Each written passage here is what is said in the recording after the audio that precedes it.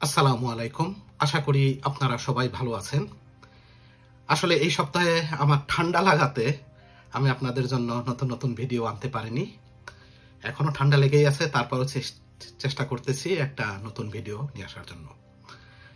আপনাদের মধ্যে অনেকে আমার কাছে জানতে চায় যে আমরা জাপানিজ ল্যাঙ্গুয়েজ শেখার পরে, জাপানিজ ল্যাঙ্গুয়েজে শেষ করার পরে আমরা কিভাবে একটা ভালো ইউনিভার্সিটিতে ভর্তি হতে পারি, সেই প্রক্রিয়াটা কেমন এবং কি কি বিষয়গুলো আমাদের সেক্ষেত্রে সাবধান হতে হবে। তো এই নিয়ে আজকে একটা ছোট ভিডিও আপনাদের জন্য করতে যাচ্ছি।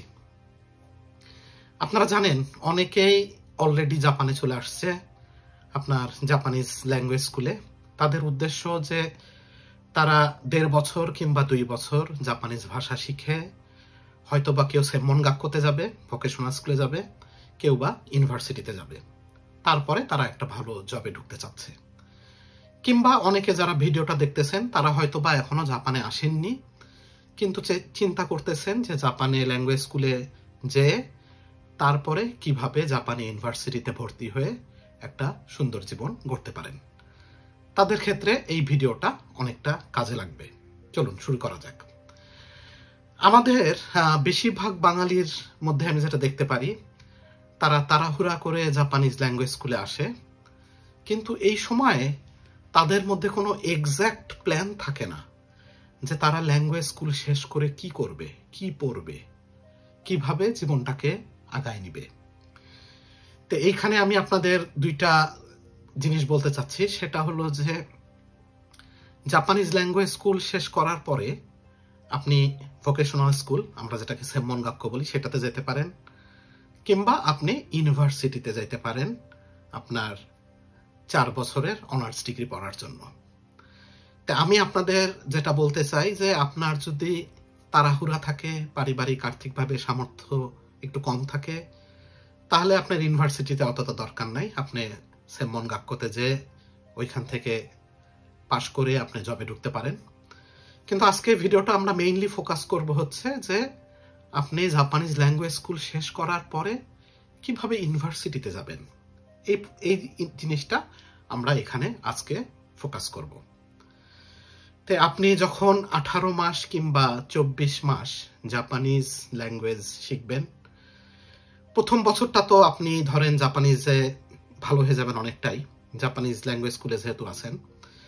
এবং প্রথম বছর থেকেই কিন্তু জাপানে আসার পর থেকেই আপনার একটা সুনির্দিষ্ট প্ল্যান থাকতে হবে যে আপনি আপনার পড়তেই কিভাবে ইউনিভার্সিটিতে অ্যাপ্লাই করবেন, কোন ইউনিভার্সিটিতে অ্যাপ্লাই করবেন, কিভাবে আপনাকে রেডি হতে হবে।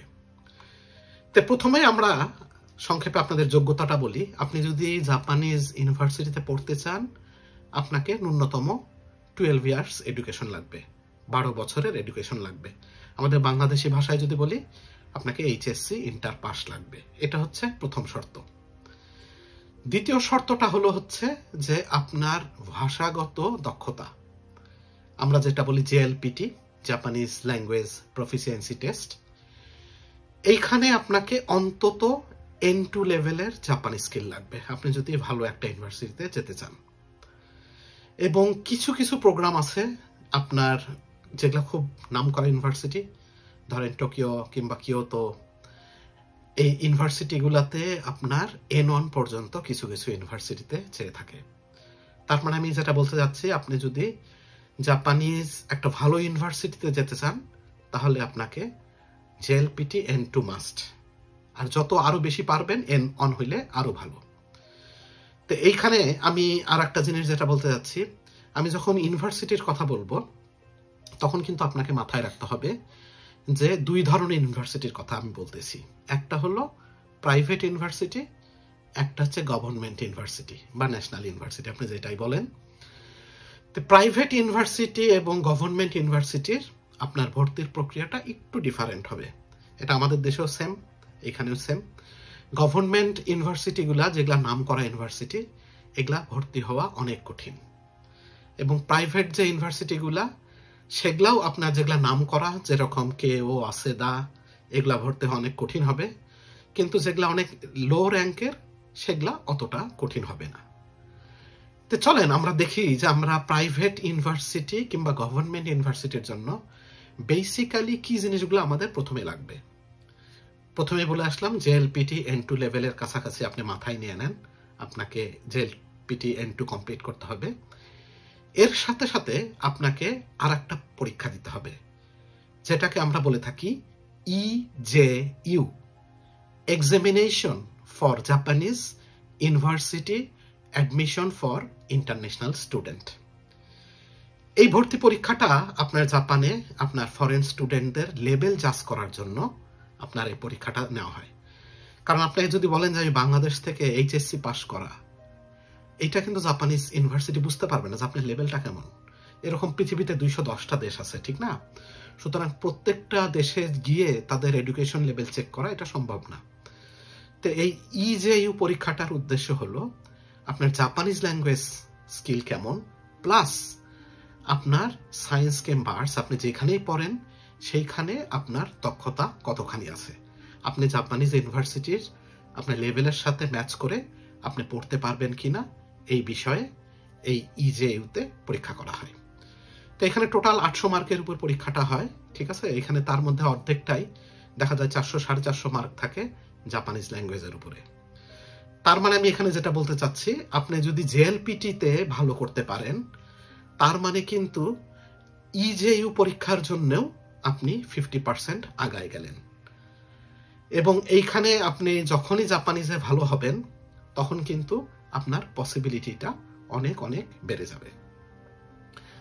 তো চলেন আমরা একটু প্রথমে দেখি যে প্রাইভেট ইউনিভার্সিটিগুলোতে ভর্তি হওয়ার ক্ষেত্রে তারা কি দেখে। আপনার প্রথমে যেগুলা নাম করা ইউনিভার্সিটি সেগুলা জেএলপিটি আপনার অবশ্যই N2 দেখবে, তারপরে EJU পরীক্ষার স্কোর দেখবে, তারপরে যে জিনিসগুলা দেখবে যে আপনি যে ল্যাঙ্গুয়েজ স্কুলে পড়ে আসছেন সেইখানে আপনার উপস্থিতিটা কেমন ছিল, অ্যাটেন্ডেন্স কম করে হলেও 90% অ্যাটেন্ডেন্স রাখার চেষ্টা করবেন। তারপরে আপনার স্কুলের রিকমেন্ডেশন এবং আপনার একটা যখন ইন্টারভিউ নিবে ইন্টারভিউয়ের সময় আপনার মানে আপনি কতটা ফ্লুয়েন্টলি জাপানে কথাবার্তা বলতে পারতেছেন, আপনি কি বিষয় পড়তে চান, কেন পড়তে চান, এগুলা সম্পর্কে আপনাকে তাদের খুব সুন্দর করে ব্যাখ্যা দিতে হবে এবং ওই লেভেলের জাপানি স্কিল আপনার থাকতে হবে। প্রাইভেট ইউনিভার্সিটিগুলোতে আপনার সায়েন্সে পড়বেন না আর্টসে পড়বেন তার উপর খরচ অনেক ডিপেন্ড করবে। মোটামুটি এখানে বছরে আপনার 8 লক্ষ ইয়েন থেকে আপনার 16 লাখ ইয়েন পর্যন্ত টিউশন ফি হতে পারে। তে 8 লাখ ইয়েন থেকে 16 লাখ ডিফারেন্সটা অনেক বেশি। কেন এত ডিফারেন্স হয় এটা ইউনিভার্সিটির উপর বললাম। অসেদা কেও নাম করা যে ইউনিভার্সিটিগুলো এগুলা যেতে গেলে আপনাকে সায়েন্সে প্রায় 16 লাখ ইয়েন লাগবে বছরে টিউশন ফি। আর আপনি যদি আর্টসের সাবজেক্টে পড়েন মোটামুটি মাথায় রাখতে পারেন অন অ্যাভারেজ আপনার 11 থেকে 12 লাখ ইয়েনের মতো লাগবে। আর যেগুলো একবারে নিম্ন গ্রেডের ইউনিভার্সিটি সেগুলো হয়তো বা আপনাকে 8 লাখ 9 লাখ 10 লাখ ইয়েনেও পড়ার সুযোগ করে দিবে। তো এইখানে আমি কিছু ইউনিভার্সিটির নাম বলতে চাই, যেরকম খুব নাম করা ইউনিভার্সিটির মধ্যে যদি আমি বলি প্রাইভেটে কেও ইউনিভার্সিটি, তারপর ওয়াসেদা, মেইজি, সোফিয়া, এই ইউনিভার্সিটিগুলো কিন্তু অনেক অনেক নাম করা। তারপরে চলুন গভর্নমেন্ট ইউনিভার্সিটিতে যাই। তো গভর্নমেন্ট ইউনিভার্সিটিতে আপনাকে আমি যেটা প্রথমে বলে আসলাম, এইখানে আপনার ভর্তি হওয়াটা অনেক কঠিন হবে। আপনাকে ভর্তি হইতে গেলে অনেক প্ল্যান ওয়াইজ আগাইতে হবে এবং জেএলপিটি এবং EJU-তে আপনাকে অনেক ভালো স্কোর করতে হবে। তো গভর্নমেন্ট টপ র্যাঙ্ক ইউনিভার্সিটিগুলোতে দেখা যায় যে আপনার AJU এর স্কোর প্রায় 600, 620-30 না হলে এখানে টেকা কঠিন হয়ে যায়। এবং আপনার AJU এর মধ্যেও যে বললাম জাপানিজ পার্টটা আছে, এটা মোর দ্যান 80% না পাইলে এটা আপনার জন্য কঠিন হয়ে যাবে। তো গভর্নমেন্ট ইউনিভার্সিটির যদি আমি টিউশন ফির কথা বলি, গভর্নমেন্ট ইউনিভার্সিটির টিউশন ফি প্রাইভেট ইউনিভার্সিটির অর্ধেক হবে। এটা সাধারণত 5 লাখ থেকে আপনার 6 লাখ 6.5 লাখ ইয়েনের মধ্যে ঘোরাফেরা করবে। তো গভর্নমেন্ট ইউনিভার্সিটির নাম করা যদি কয়েকটা ইউনিভার্সিটির নাম বলি, যেরকম Tokyo university, Osaka university, কিয়োতো university, Hiroshima university, Hokkaido university. আপনারা জানেন আমি হোক্কাইডো থেকে পড়াশোনা করে আসছি, হোক্কাইডো ইউনিভার্সিটি থেকে। তো এই ইউনিভার্সিটিগুলা অনেক নাম করা এবং এই ইউনিভার্সিটিগুলা থেকে যদি আপনি পাশ করতে পারেন আপনি নিশ্চিত থাকেন আপনি জাপানে একটা ফার্স্ট ক্লাস কোম্পানি, হয়তো বা টয়োটা, সনি, নিসান, হিটাচি এই টাইপের লেভেলের কোম্পানিতে আপনি জব করতে পারবেন। তো এখন ফাইনালি আপনাদের আমি দুইটা জিনিস বলে ভিডিওটা শেষ করব। আপনাদের যে জিনিসগুলা আপনার খুব সাবধান হতে হবে সেটা হলো, আপনি জাপানে আসার পরে কিন্তু বেশি সময় পাবেন না, কারণ আপনাকে জাপানি স্কুলে যেতে হবে, N2 কমপ্লিট করতে হবে। এজন্য আমি বলি আপনি দেশ থেকে এই প্রসেসে যদি আসতে চান N3 কমপ্লিট করে আসেন, তারপরে জাপানে এসে প্রথমে 7-8 মাসের মধ্যে N2 কমপ্লিট করেন, এবং তারপরে 7-8 মাস পর থেকেই আপনি ইউনিভার্সিটিতে ভর্তির প্রিপারেশন নেওয়া শুরু করেন। বিভিন্ন ইউনিভার্সিটির ওয়েবসাইটে যান, দেখেন তাদের রিকোয়ারমেন্ট কি, তাদের সাথে যোগাযোগ শুরু করেন। না হলে আপনার প্রথম 2টা বছর কিন্তু খুব কম সময়, হঠাৎ করে আপনার সময় শেষ হয়ে যাবে। তারপরে যেটা বলতে চাই, জাপানিজ ল্যাঙ্গুয়েজ স্কুলের অ্যাটেন্ডেন্স মোর দ্যান 90% রাখেন, এটা খুব ইম্পর্টেন্ট। এবং জেএলপিটি এবং ইজেইউ পরীক্ষার প্রস্তুতি নিতে থাকেন, এই দুইটাতেই ভালো করার চেষ্টা করেন। তারপরে পার্সোনাল স্টেটমেন্ট, আপনি কেন এই ইউনিভার্সিটিতে পড়তে চান, এই ইউনিভার্সিটিতে পাশ করে আপনি কি করতে চান, এটা খুব ভালো করে লিখতে হবে। আপনার যে why I want to study this university. তারপরে আপনি যে জাপানিজ ল্যাঙ্গুয়েজ স্কুলে আসছেন কিংবা পড়তেছেন, সেইখান থেকে যদি একটা রিকমেন্ডেশন লেটার নিতে পারেন, সেটা আপনার জন্য অনেক অনেক হেল্পফুল হবে।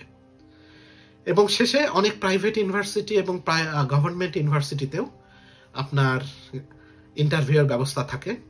সুতরাং আপনি জাপানিজে যেন ফ্লুয়েন্টলি তাদের সাথে কথা বলতে পারেন, আপনি কেন পড়তে চান, কোন সাইডে আপনার ইন্টারেস্টটা বেশি, কি জন্য আপনি ইউনিভার্সিটিটা চুজ করেছেন, এই জিনিসগুলো আপনি অনেক ভালো করে রেডি হবেন। আপনাদের আজকে ইজেইউ সম্পর্কে বললাম, যে এক্সামটা আপনার এন্ট্রান্স এক্সামটা ইউনিভার্সিটিতে ভর্তি হওয়ার জন্য। এই ইজেইউ নিয়ে আমার একটা ডিটেল ভিডিও করার ইচ্ছা আছে, কারণ একটা ভিডিওতে করতে গেলে 40-50 মিনিট হয়ে যাবে ভিডিওটা। তো আপনাদের আমি যেটা বলতে চাচ্ছি, যে আপনারা যারা আপনার একটা সুন্দর ইউনিভার্সিটিতে ভর্তি হয়ে, ভালো একটা ইউনিভার্সিটিতে ভর্তি হয়ে ভালো করে লাইভ করতে চান, তাদের কিন্তু একটা খুব সুন্দর প্ল্যান থাকতে হবে দেশে থাকা অবস্থাতেই, না হলে এটা কঠিন। তো আশা করি আপনারা আমার আজকের মেসেজগুলো বুঝতে পেরেছেন। আপনাদের কোনো প্রশ্ন থাকলে কমেন্টে জিজ্ঞাসা করতে পারেন, আমি আমার সাধারণ জ্ঞান থেকে যতটুকু পারি উত্তর দেওয়ার চেষ্টা করব। Thank you, have a nice day, by.